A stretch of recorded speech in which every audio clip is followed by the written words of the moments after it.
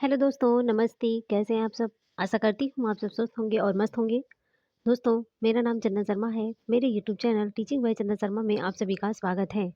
तो दोस्तों, CDP CDP की मोस्ट इम्पॉर्टेंट क्लास है। CDP pedagogy child development and pedagogy की मोस्ट इम्पॉर्टेंट क्लास है। तो आप लोग इस वीडियो में लास्ट तक बने रहिएगा और ज़्यादा से ज़्यादा लोगों को शेयर कीजिएगा, ठीक है?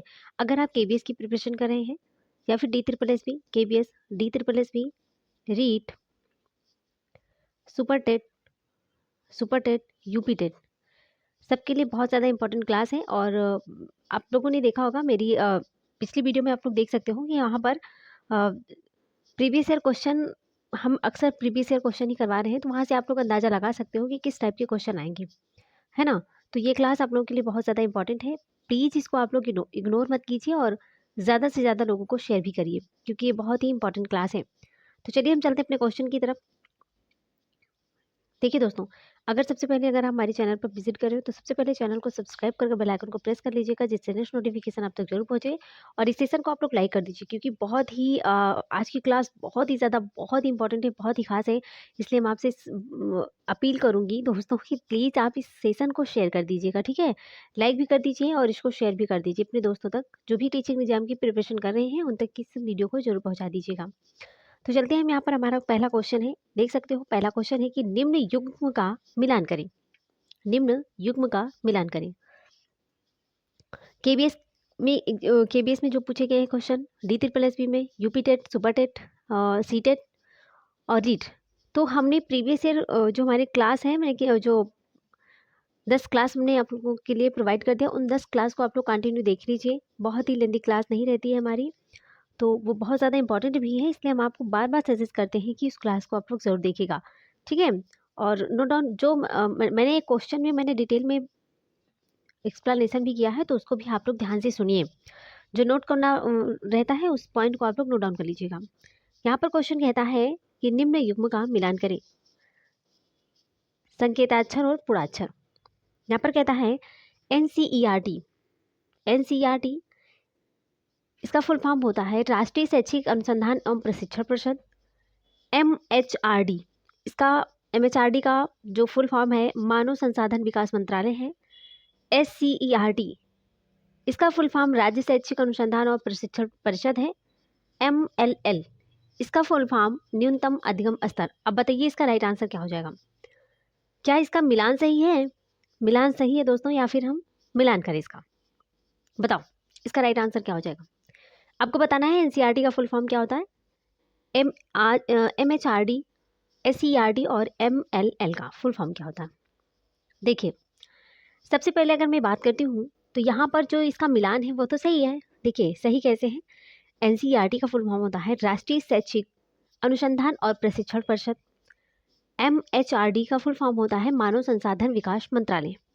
SCERT राज्य शैक्षिक अनुसंधान और प्रशिक्षण परिषद है। MLL न्यूनतम अधिगम स्तर। तो यहाँ पर पहले का पहला, दूसरे का दूसरा, तीसरे का तीसरा, चौथे का चौथा। तो यहाँ पर देख सकते हैं पहले ऑप्शन में क्या है, पहले का पहला, दूसरे का चौथा। पहला तो गलत है, दूसरा पहले का ये भी गलत है। तीसरा कहता है पहले का पहला, दूसरे का दूसरा, तीसरे का ये। ऑप्शन तीसरा इज द राइट आंसर है, ठीक है? ऑप्शन तीसरा is the right answer. Okay, अगर मैं सबसे पहले बात करती हूँ, तो सबसे पहले मानव संसाधन विकास मंत्रालय आया, MHRD, है ना? MHRD, मानव संसाधन विकास मंत्रालय। उसके बाद में SCERT, NCERT, NCERT, राष्ट्रीय शैक्षिक अनुसंधान और प्रशिक्षण परिषद। देन उसके बाद आता है SCERT, SCERT, राज्य शैक्षिक अनुसंधान और प्रशिक्षण परिषद। उसके बाद में MLL, न्यूनतम अधिगम स्तर, ठीक है? चलो, नेक्स्ट क्वेश्चन कहता है कि निम्नलिखित में से कौन जिला स्तरीय शिक्षा अभिकरण है? NGO, SHG, DPEP diet, BRC, CRC, CRC NGO। बताओ इसका राइट आंसर क्या हो जाएगा?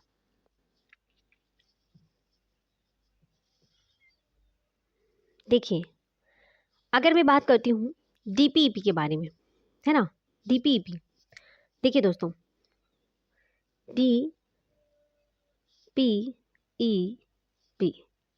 DPEP, जिला प्राथमिक शिक्षा कार्यक्रम, ठीक है, इसका फुल फॉर्म होता है जिला प्राथमिक शिक्षा कार्यक्रम, TQM, है ना, TQM, TQM, समग्र गुणवत्ता प्रबंधन। उसके बाद में SIEMT, SIEMT, इसका फुल फॉर्म होता है राज्य शैक्षिक प्रबंधन एवं प्रशिक्षण संस्थान, राज्य शैक्षिक प्रबंधन एवं प्रशिक्षण संस्थान, NGO, NGO, NGO का फुल फॉर्म होता है गैर सरकारी संगठन। क्या होता है? गैर सरकारी संगठन। ठीक है, अब डाइट की बात करते हैं। डाइट, है ना, डाइट को हम कहते हैं इस DIET, डाइट। डाइट का फुल फॉर्म होता है जिला शिक्षा एवं प्रशिक्षण संस्थान। काफ़ी बच्चे DLED BLED को डाइट से किया होगा, कुछ लोगों ने प्राइवेट स्कूल संस्थान से किया होगा, है ना। तो डाइट का फुल फॉर्म होता है जिला शिक्षा एवं प्रशिक्षण संस्थान, BRC। BRC का फुल फॉर्म होता है प्रखंड संसाधन केंद्र। क्या होता है? प्रखंड संसाधन केंद्र। BRC पर लोगों की मीटिंग रहती है ना, जो टीचर्स होते हैं ना उनकी BRC पर मीटिंग होती है। चलो आगे देखते हैं। CRC, CRC का मतलब क्या होता है दोस्तों? संकुल संसाधन केंद्र। क्या होता है? संकुल संसाधन केंद्र। तो हमने सब के बारे में आपको डिटेल में आंसर दे दिया है और यहाँ पर राइट आंसर क्या हो जाएगा? कौन जिला स्तरीय शिक्षा अभिकरण है? तो यहाँ पर है DPEP, मतलब कि डाइट। ओके, ऑप्शन दूसरा इज द राइट आंसर हो जाएगा। चलो जी आगे देखते हैं। नेक्स्ट क्वेश्चन क्या कहता है? NCERT की प्रमुख शाखा निम्नलिखित में से कौन है? आज की क्लास बहुत इंपॉर्टेंट, हमने पहले ही आपसे कहा था कि ये अगर आप BTC कर रहे हो, DLED कर रहे हो, तो उसके लिए भी ये क्लास बहुत ज़्यादा इंपॉर्टेंट है। बताओ, NCERT की प्रमुख शाखा निम्नलिखित में से कौन सी है?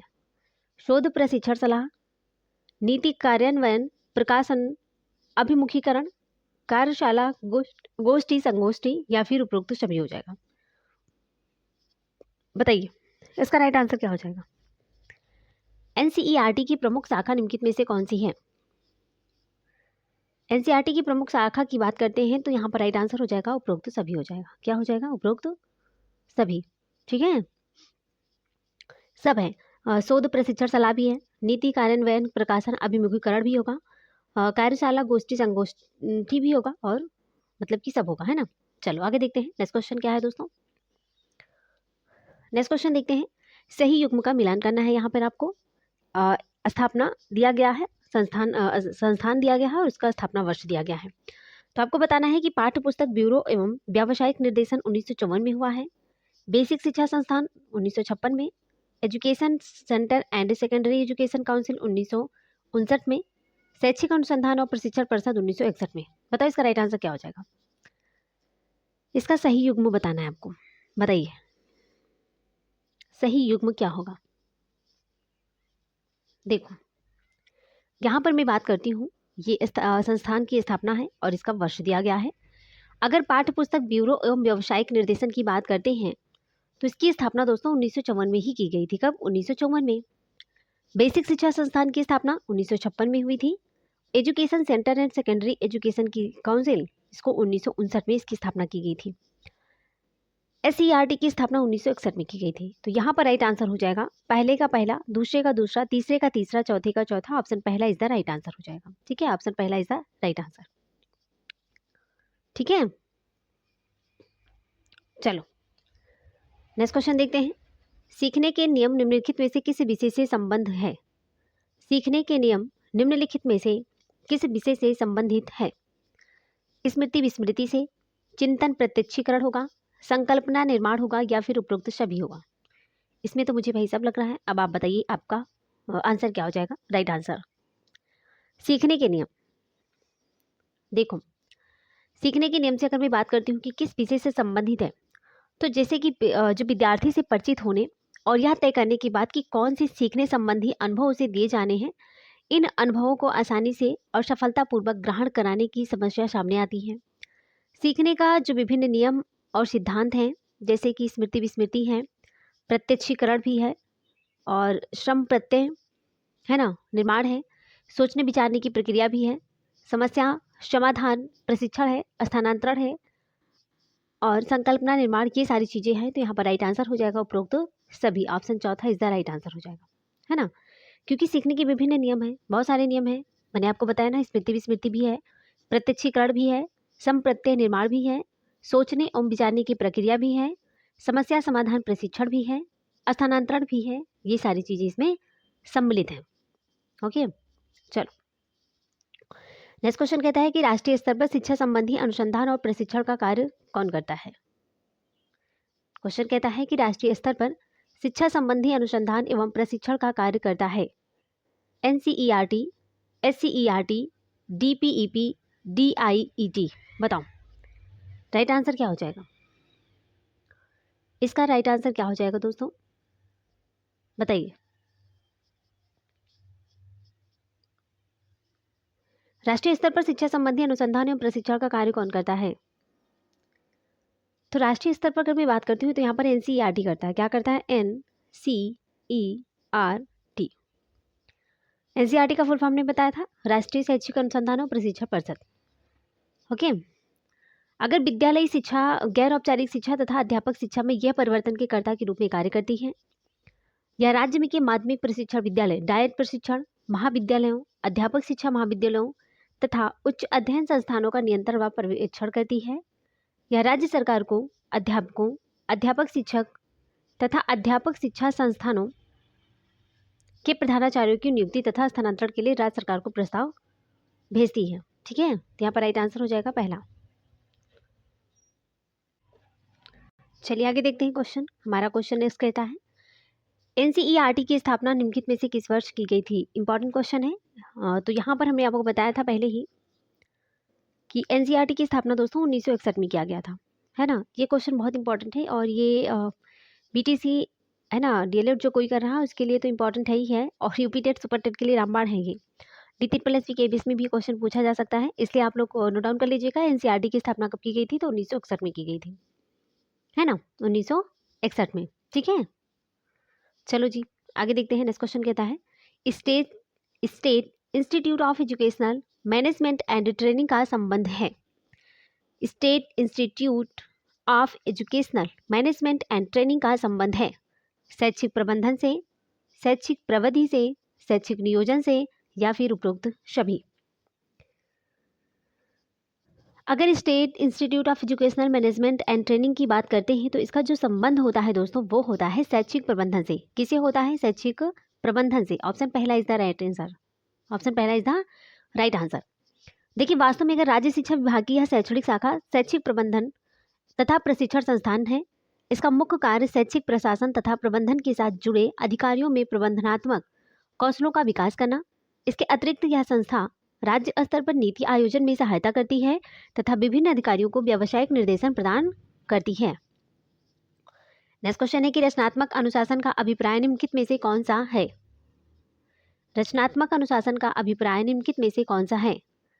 अधिगम अनुशासन होगा, शिक्षण अनुशासन होगा, स्व अनुशासन या फिर उपरोक्त सभी होगा। बताइए इसका राइट आंसर क्या हो जाएगा? यहाँ पर अगर मैं इसके राइट आंसर की बात करती हूँ तो यहाँ पर राइट आंसर हो जाएगा उपरोक्त सभी। कैसे? देखिए यहाँ पर अधिगम अनुशासन भी होगा, शिक्षण अनुशासन और स्व अनुशासन, है ना, तभी रचनात्मक अधिगम का अभिप्राय होगा। तो यहाँ पर राइट आंसर हो जाएगा उपरोक्त सभी। ऑप्शन चौथा इज द राइट आंसर। देखिए अगर विद्यार्थियों को निकट से जानने में उनका अनुशासन बहुत सहायता कर सकता है। सीखने सिखाने संबंधी उनकी आवश्यकताओं, व्यवहार और क्षमताओं में यह हमें परिचित कराता है। स्व अनुशासन द्वारा आपसी व्यवहार को ठीक रूप देने से इसे बहुत सहायता मिलती है, जिससे शिष्य और गुरु के बीच संबंधों में पर्याप्त मधुरता लाई जा सकती है और रचनात्मक अनुशासन बनाए रखा जा सकता है। तो यहाँ पर राइट आंसर हो जाएगा चौथा। चलो जी आगे देखते हैं नेक्स्ट क्वेश्चन क्या कहता है। निम्नलिखित में से कौन शैक्षिक निर्देशन से संबद्ध संस्थान है? शैक्षिक निर्देशन से क्या SCERT होगा, SIE होगा, CEPG होगा या फिर उपरोक्त सभी होगा? बताओ। देखिए अगर मैं बात करती हूँ कि यहाँ पर शैक्षिक निर्देशन से संबद्ध संस्थान कौन कौन से हैं, तो अगर मैं बात करती हूँ प्रारंभ में भारत में 5 राज्य स्तरीय एजेंसियाँ शिक्षा निर्देशन के कार्यालय का अंग थी।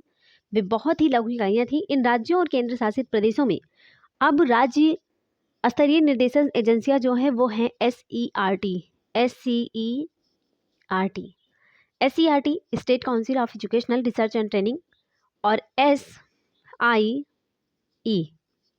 है ना, SIE state institute of education का अंग है।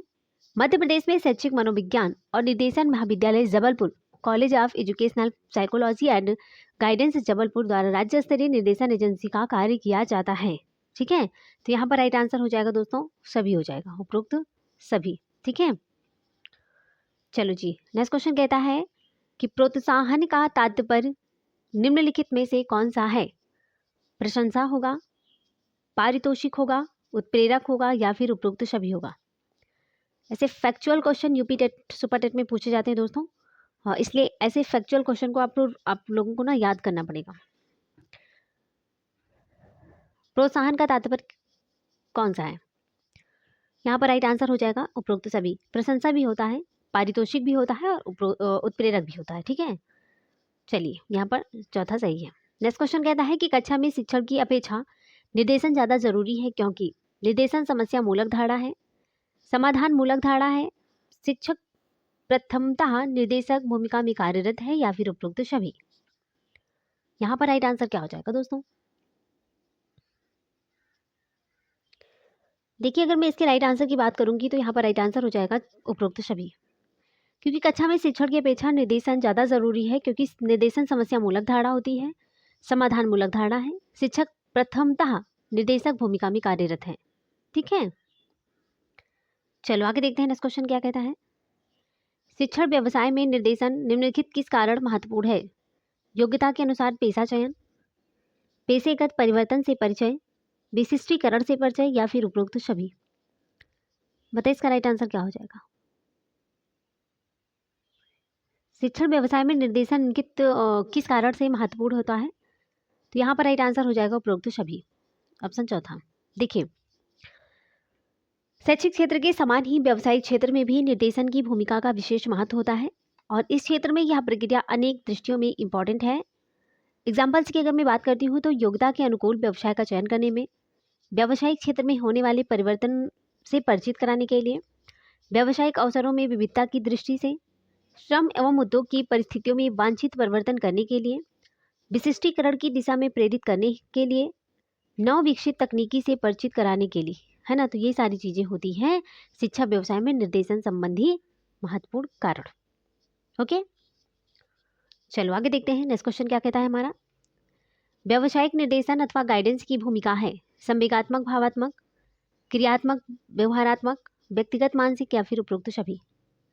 यहाँ पर राइट आंसर क्या हो जाएगा दोस्तों? तो यहाँ पर राइट आंसर हुई हो जाएगा उपरोक्त सभी। देखिए, अगर मैं व्यक्तिक समस्याओं के समाधान कर व्यावसायिक निर्देशन का व्यापक उपयोग किया जा सकता है, जैसे कि संकटकालीन व्यवहारिक स्थिति के निरंतर मानसिक एवं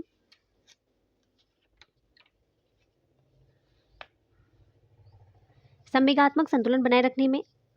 सेकंड है कि व्यक्तिगत समस्या का समाधान करने हेतु, है ना, वांछित निर्णय शक्ति का विकास करने में। और थर्ड है कि व्यक्ति समायोजन में वृद्धि करने हेतु। चलिए आगे देखते हैं नेक्स्ट क्वेश्चन क्या कहता है कि शिक्षण के दौरान, नेक्स्ट क्वेश्चन कहता है कि शिक्षण के दौरान सहभागी निरीक्षण का प्रमुख क्षेत्र निम्नलिखित में से कौन सा है? बताओ। बालक का असहज व्यवहार होगा, बालक का संवेगात्मक व्यवहार, बालक का क्रियात्मक व्यवहार, या फिर बालक का संज्ञानात्मक व्यवहार। इसका राइट आंसर क्या हो जाएगा? शिक्षण के दौरान सहभागी निरीक्षण का प्रमुख क्षेत्र कौन सा है?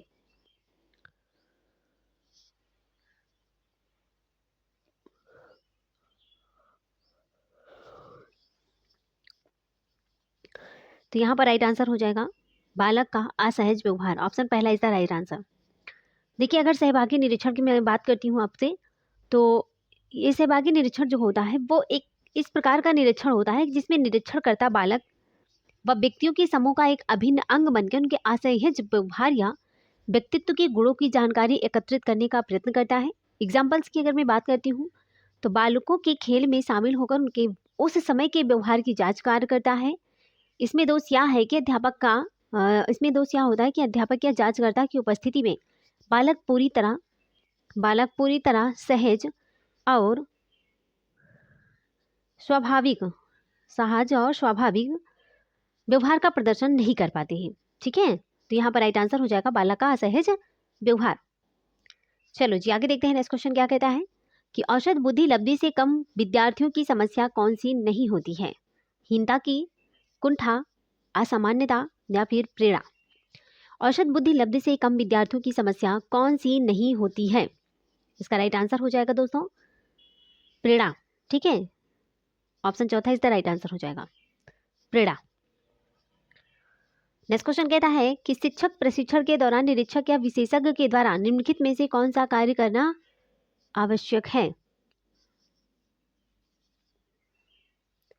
ऑप्शन पहला है प्रशिक्षार्थियों के व्यक्तित्व, निरीक्षण की विधि, प्रशिक्षण का विषय या फिर उपरोक्त सभी।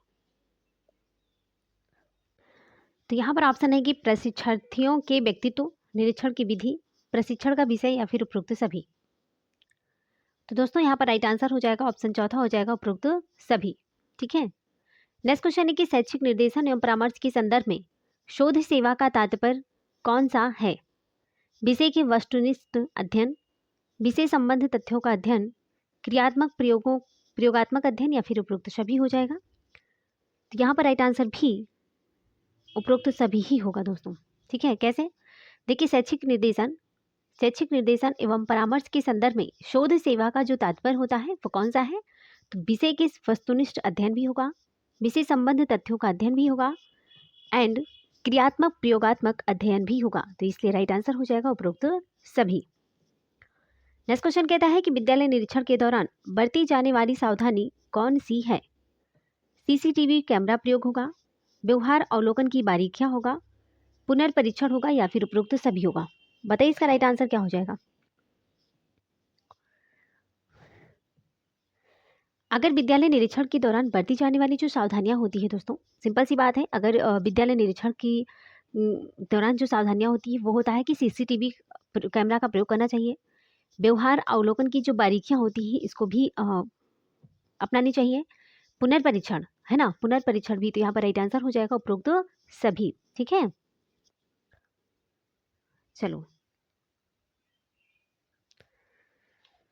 देखिए अगर निरीक्षण बड़ी ही सावधानी से करना होता है, नेत्रों के ऊपर इसका दायित्व रहता है। अगर दूरी अधिक ना हो तो व्यवहार संबंधी बातों को भी पूरा प्रयास करना चाहिए और सीसीटीवी कैमरा का प्रयोग दूर से निरीक्षण करने में किया जाना ठीक रहता है और किसी एक प्रकार के व्यवहार या व्यक्तित्व संबंधी गुण की जांच कार्य को दोहराया अवश्य जाना चाहिए ताकि निरीक्षण के परिणामों में अधिक विश्वसनीयता लाई जा सके। और एक निरीक्षणकर्ता के स्थान पर अगर कई लोग किसी एक बात का या उसी व्यवहार का विभिन्न परिस्थितियों में अवलोकन करें तो इससे निरीक्षण कार्य में अधिक वैधता, वस्तुनिष्ठता और विश्वसनीयता लाई जा सकती है। ठीक है, चलो जी आगे देखते हैं नेक्स्ट क्वेश्चन क्या कहता है। अधिकतम प्राप्तांक के लिए कलाकार प्रतियोगिता विद्यार्थियों के मित्र मंडली में खूब पाई जाती है, जिसका कारण है शिक्षक की प्रवृत्ति और प्रेरणा, माता पिता की अति उत्साही वृत्ति, विद्यार्थी को महत्वाकांक्षी होना या फिर उपरोक्त सभी। तो यहाँ पर राइट आंसर हो जाएगा उपरोक्त सभी। ठीक है, ऑप्शन चौथा। नेक्स्ट क्वेश्चन है कि छात्रों की मानसिक विकास का प्रमुख लक्षण दिखाई देता है साहचर्य में, समायोजन में, प्रतियोगिता में या फिर महत्वाकांक्षा में। तो छात्रों की मानसिक विकास का प्रमुख लक्षण दिखाई देता है किसमें? यहाँ पर राइट आंसर क्या हो जाएगा दोस्तों? राइट आंसर हो जाएगा समायोजन में।